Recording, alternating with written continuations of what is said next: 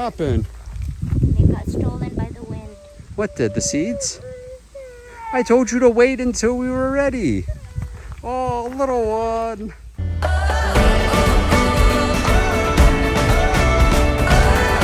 So I know it's been like a while, probably about like 2 weeks since I've done a video. So we got a video update for you. All right, so got a couple projects going on. This is Project Vanilla. So these are rooted cuttings that took about 1 meter, maybe 1.5 meters. And so now I'm putting them out here to acclimatize. Now they're in their own bag. It's just cocoa, carbonized rice hull, and vermi. But I put them at the base of rambutan and durian trees so that we can get them acclimatized. I envision that we can probably get this whole area filled with vanilla, and then I'm probably going to take over mini greenhouse. We might do some cucumber there. I need about 60 vanillas to do that. It's about what is it, like 50 meters long, so probably need 20 per row, and that should be enough space, and I could probably do it a little wider, and that's at like 2 to 3 meter spacing in between.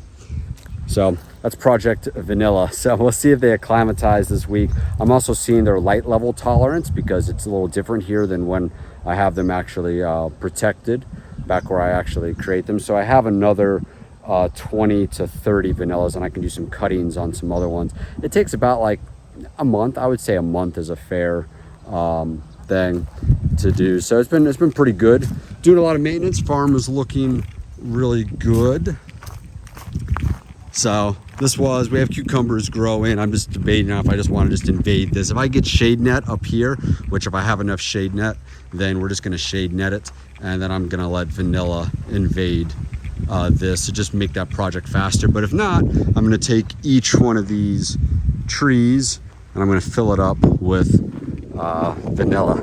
So right now we're finishing doing barbed wire on the fence and clearing that down. So you're going to notice that the farm is going to look a lot cleaner when it comes to that. We're kind of getting it ready for some other projects, and just, you know, have a nice clean farm. It always helps at least be able to see where everything is or isn't on your farm.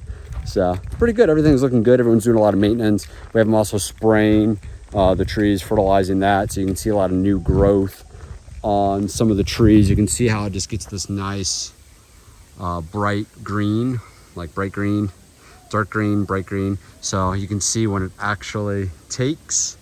So you can see it even on some of these other trees, light green, dark green. So that's just a simple use of fertilizer right there. So you got to maintain the trees. The reason you got to maintain the trees is that if you grow crops and then and you spray your crops but not your trees, then the bugs go to your trees, and then when you don't spray your crops, and the bugs go from the trees back to the crops. So it's a whole issue. That's why when you have farm neighbors, right, they're turning over their field over there, so they probably turned up a bunch of mice and field rats and everything. They're going to come to your farm.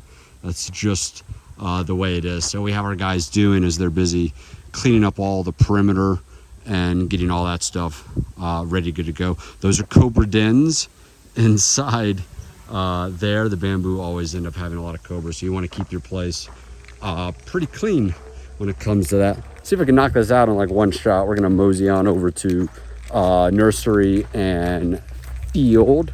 My little girl's looking for me.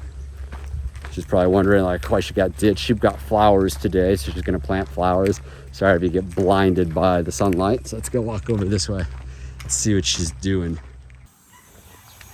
So maintenance, there we are. We'll pick up on maintenance. So everything's looking good with this one. We just pulled out another bucket of this. I haven't been feeding it as much because I wanted to see if my prediction was right for nutrients. We're gonna go down one of those rows that would look like lime green and whatnot, but looks like everybody's doing good. I guess I can keep it in more of a generative state, but I'm interested in maintenance of the greenhouse and kind of how the life cycle is. So these guys are starting to bounce back a little bit with just regular water and spray. It's only been like a week, you know, since we sprayed it. Has a different smell, more vinegary based, like pepper sauce.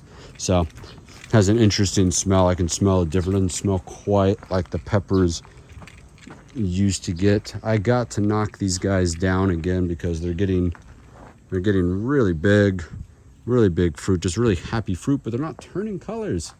So one of the big issues. So it leads us to the project pepper or project sauce. So I was thinking about this, is that we did a year ago, we planted a variety of peppers to see what would grow here. We did it strictly in the field. We planted mainly hots and then super heats. Super heats is tough. They never really panned out because everything likes those type of things. And by everything, I mean all the bugs. So I think what we're going to do is we're going to keep the Sealy production and we're going to kind of go into making hot sauce. I think hot sauce will be a really good thing, especially if I can use all local ingredients and everything else like that. If I can use local ingredients and then maybe just bring in some other pepper seeds, then we can have some really nice flavors from the Philippines. And I think that could be a great movement ahead, is create our own sauce, since I like to cook, and it provides knocks out a couple things, provides surplus for our extra peppers, and it provides necessity to grow.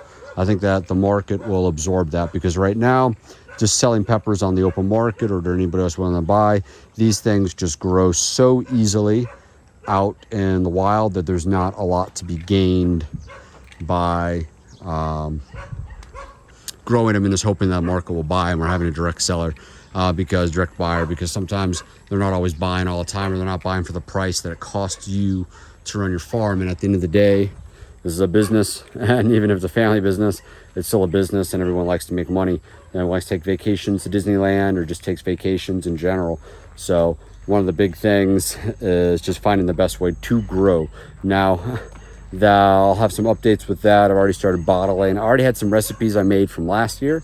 So now I'm just testing. I just don't have the peppers because I kind of got discouraged with some of the pepper growing, because we didn't have a lot of buyers. We had people that wanted to buy, and then they were just more jolly buyers. They didn't really want our product. But the products that I did do well with, I will be growing those again. And so now we can mix that with these hot peppers, then we'll be able to provide a really good environment. We're going to kick off the farm again. We're going to keep this one growing. This one's going to stay the same because it's going to provide just consistent Sealy. Just needs, I mean, like, look at this. It's gigantic. It's like a ton. It's like they missed this whole part right here. How do you miss these big, bright red ones? Like, look at them. They're just like, pick me. Like, get in here and pick me. Oh, this one's tiny. But that was a twofer. No, a different one. So, yeah. So what we'll do is back to the thing. Back to project salsa. No, that one's okay. That one. I'll pick this one. I always pick them. I like this color the best because it's going to turn. All right, so project salsa. So we're going to keep this house going. Then we're going to probably invade greenhouse 2. And even though we planted salacious in there, we're going to root out the nematodes that are most likely still alive. So the way we're going to do that is most likely we're going to treat the soil. It's the only way I know how to do it. We're going to dry it out. We're going to treat the soil. And then we're going to plant 10 rows of peppers. And we're going to have poblanos. We're going to have jalapeno. We're going to have habanero. And we're going to have serrano, fresno. And then we're going to have probably a couple long sweet peppers. Those are going to be from Weichwan, because I haven't grown them before, but I do eat them. And they are yummy. See, it's like a wild goose chase. I mean, look at these things. Just come in here and you're just like, ooh, free pepper. And then you get it. But it's never free because it costs a lot of labor and heartache. So, and then we're going to grow that. So I think I'll turn greenhouse 2 back into another pepper. The reason why to do this is because when I want to make a product, I want to make a really good product, and I want to make it in a small batch. I want to make it really yummy and really delicious. If anybody's had any of the vanilla extract that I've made, or any of the cheesecakes, or any of the other stuff that I've made, I really make a decent hot sauce. But right now I have a hard time sourcing the ingredients for that hot sauce. But because I have a small farm, I can probably grow it myself and just make a small batch once or twice a year and ferment the ones that I'm not using, or freeze the ones I'm not using, and then do that. So that might be a really good way as well. So we can do that too. And because I really have no issues growing inside here, once I've really got a handle on the pest, I don't have to spray any nasty chemicals on my plants, because these guys don't need any of it. Yeah, you're gonna have a little bit here or there, but for the most part, as long as it's a hot pepper, it's not gonna have that big of issues. It's a serious stare. But anyway, if you like what you're seeing, give us a like, a subscribe, comment down below, critiques. Let me know what you think. Don't forget to subscribe, and then we'll catch you in the next video.